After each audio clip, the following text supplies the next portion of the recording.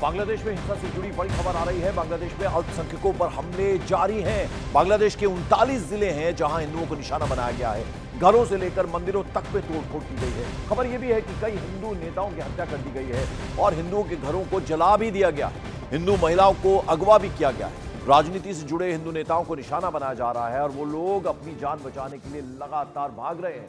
World Hindu federation के मुताबिक बांग्लादेश में रहने वाले 2.5 करोड़ हिंदू सेफ नहीं है, असुरक्षित है और हिंदुओं पर हमले लगातार तेज होते जा रहे हैं। मंदिरों को निशाना बनाया जा रहा है, मूर्तियां खंडित की जा रही हैं। तस्वीरों में आप देख रहे हैं किस तरह से जो अल्पसंख्यक हैं, हिंदू अल्पसंख्यक हैं, उनको निशाना बनाया जा रहा है बांग्लादेश में।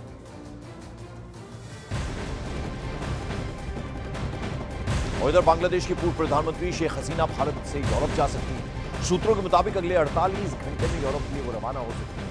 शेख हसीना को राजनीतिक शरण की मंजूरी का इंतजार है। हालांकि यूके के ठंडे रुख के बाद अमेरिका ने भी शेख हसीना को वीजा देने से इनकार कर दिया है। तो अब देखना होगा। हालांकि भारत जब तक उनकी कोई वैकल्पिक व्यवस्था नहीं हो जाती, उनके कहीं जाने की व्यवस्था नहीं हो जाती, तो भारत में रह रही हैं, रह सकती हैं। और हिंडन एयरबेस में जहां वो लैंड की थी वहीं पे लगातार वो रह रही हैं जब से उन्होंने इस्तीफा दिया, अपना देश छोड़ा।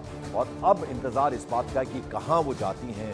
यूरोप में जाने की संभावना पूरी लग रही है। हालांकि यूके का ठंडा रुख था और उसके बाद अमेरिका ने भी वीजा देने से इनकार कर दिया है। अब ऐसे में देखना होगा कि कहां जाती हैं शेख हसीना।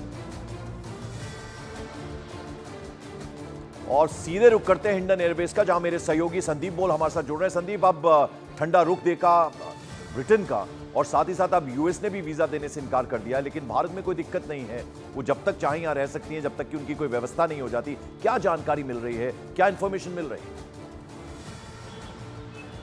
देखिए, कोशिश तो शेख हसीना की यही थी कि वो किसी तरीके से भारत से बाहर, यानी कि इस पूरे कॉन्टिनेंट से ही बाहर चली जाएं, क्योंकि उनकी जान को खतरा भी हो सकता है। लिहाजा उन्होंने जो जगह चुनी थी वो चुनी थी कि ब्रिटेन वो जाएंगी। ब्रिटेन से बातचीत चल रही थी पॉलिटिकल असाइलम की, लेकिन पंकज, जिस तरीके की ब्रिटेन की हालत है, जिस तरीके की वहाँ स्थितियाँ बनी हुई है, उससे तो ये साफ लग रहा है कि, और जो रुख है वो ये दिखा रहा है कि वहाँ पे जो है उनका असाइलम नहीं मिल रहा है, क्योंकि वहाँ पे स्थितियाँ गड़बड़ है। तो ऐसे में अब वो यूरोप के कई देश ऐसे हैं जहाँ का रुख कर सकती है, लेकिन अभी तक ये साफ नहीं हो पाया है कि किस जगह पे वो जाएंगी। कई अलग अलग नाम ज़रूर चल रहे हैं, लेकिन अभी तक कोई भी देश उनके सामने, क्योंकि बांग्लादेश में जो भी हुआ, जिस तरह की हिंसा हुई, उसको लेकर कंडेम ज़रूर सबने किया, लेकिन किसी ने ये बात नहीं कही कि हाँ ठीक है, हम आपको स्वीकार करने के लिए तैयार हैं। ये बताइए कि जिस दिन वो लैंड की थी हिंडन एयरबेस में, तो एनएसए मिले थे उनसे जाकर, उसके बाद क्या कोई नेता उनके टच में है, किसी से उनकी बात हो रही है?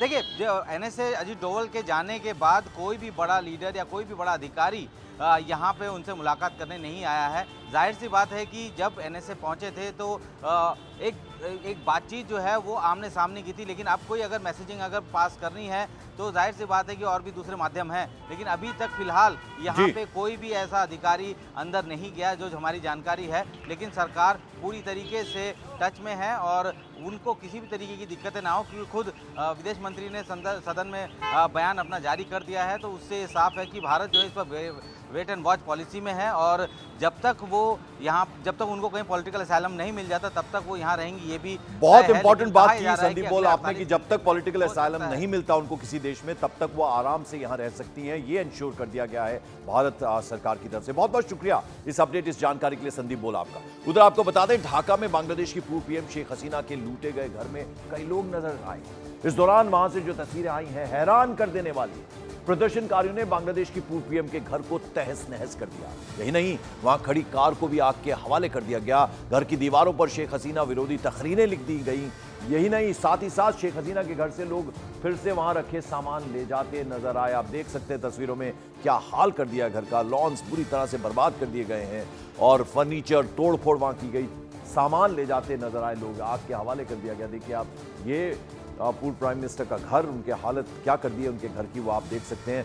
और इस बीच जैसा कि हम आपको बता रहे हैं कि जो हिंदू अल्पसंख्यक हैं, माइनॉरिटीज़ हैं हिंदू, उनके घरों को, उनके मंदिरों को भी निशाना बनाया जा रहा है। आप देख रहे हैं तस्वीरों में किस तरह से जो प्राइम मिनिस्टर का घर है उसका क्या हाल कर दिया गया है, वो ये तस्वीरें बयां कर रही हैं। कार को आग के हवाले कर दिया गया, जो कीमती सामान है उसको पूरी तरह से कुछ ले जाते हुए नजर आए। लूट वहां पे एक तरह से मच गई। अब देखिए जिसके हाथ जो लग रहा है वो ले जाता हुआ नजर आ रहा है, और कार की क्या हालत कर दी गई है वो इस तस्वीरों में आप देख रहे हैं। किस तरह से अराजकता फैली हुई है बांग्लादेश में, वो उसकी ये तस्वीरें हैं, ये सब कुछ बयां करती हुई तस्वीरें। आप देखिए किस तरह से इस वक्त बांग्लादेश किस दौर से गुजर रहा है। हिंदू जो माइनॉरिटीज हैं उनको निशाना बनाया जा रहा है।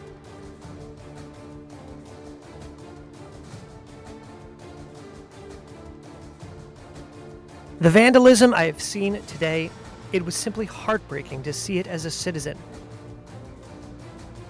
These are all public property, not hers. When will it be restored? Our taxes will be used to fix it. The angry mob came here to attack the police station. I was parked nearby.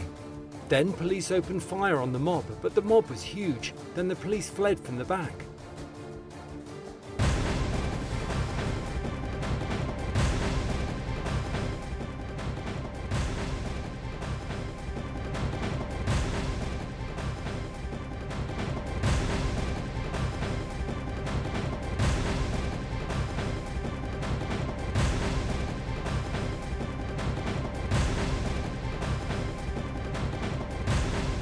आपको बता दें बांग्लादेश में रविवार को शुरू हुई हिंसा अब तक जारी है। बांग्लादेश से बहुत बड़ी खबर आ रही है। वहां जेस्सोर जिले में प्रदर्शनकारियों ने एक 5 स्टार होटल में आग लगाकर 24 लोगों को जिंदा जला दिया।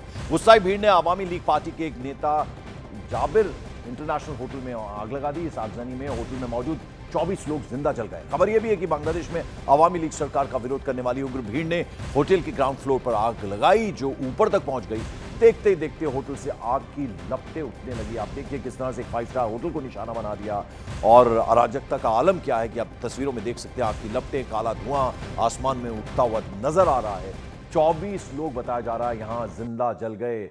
क्या हालत करके रखी है बांग्लादेश की, किस तरह से अराजकता फैली हुई है। अब ऐसे में भारत, जाहिर बात है उसके लिए भी चिंता का विषय, क्योंकि नेबर है, और ऐसे में वहां इस तरह के हालात बने हुए। जब तक स्टेबल गवर्नमेंट नहीं बन जाती तब तक ये चिंता लगातार बनी हुई है। बांग्लादेश से हिंसा की हैरान कर देने वाली तस्वीरें आ रही हैं। वहां की संसद में सैकड़ों प्रदर्शनकारी घुसकर आतंक मचाते नजर आए। प्रदर्शनकारी संसद की कुर्सियों पर ऐसे बैठे नजर आए जैसे वो अपने घर में बैठे हों। देखिए आप तस्वीरें। इसके अलावा प्रदर्शनकारियों ने संसद के अंदर धुआं भी उड़ाया, जमकर नारेबाजी की।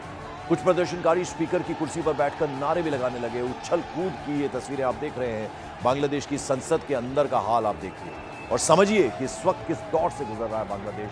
वहाँ के जो लोकल्स हैं उन्हें किस तरह की दिक्कत आ रही है, जो हिंदू अल्पसंख्यक हैं उन्हें निशाना बनाया जा रहा है, उनके घरों को नुकसान पहुंचाया जा रहा है, और मंदिरों में तोड़फोड़ की तस्वीरें भी हम आपको लगातार दिखा रहे हैं। और अब तस्वीरें देखिए बांग्लादेश की पार्लियामेंट की तस्वीरें, वहाँ क्या हाल हो गया है, लोग किस तरह से वहाँ पर ज़बरदस्त तरीके से उत्पात मचा रहे हैं, वो इन तस्वीरें को आप देख सकते हैं। क्या हालत इस वक्त है बांग्लादेश की, और जब तक यहाँ पे स्टेबल गवर्नमेंट नहीं बन जाती तब तक इस तरह के हालात वहाँ पर बने हुए हैं।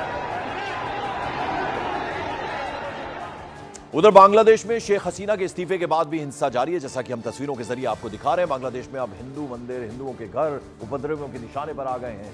कई ऐसी तस्वीरें सामने आई हैं जिनमें मंदिरों में आग की लपटें तक दिखाई दे रही हैं, जबकि कई हिंदुओं के घरों को निशाना बनाया गया। पंचगढ़ में हिंदुओं की दुकानों और घरों पर हमला कर दिया गया।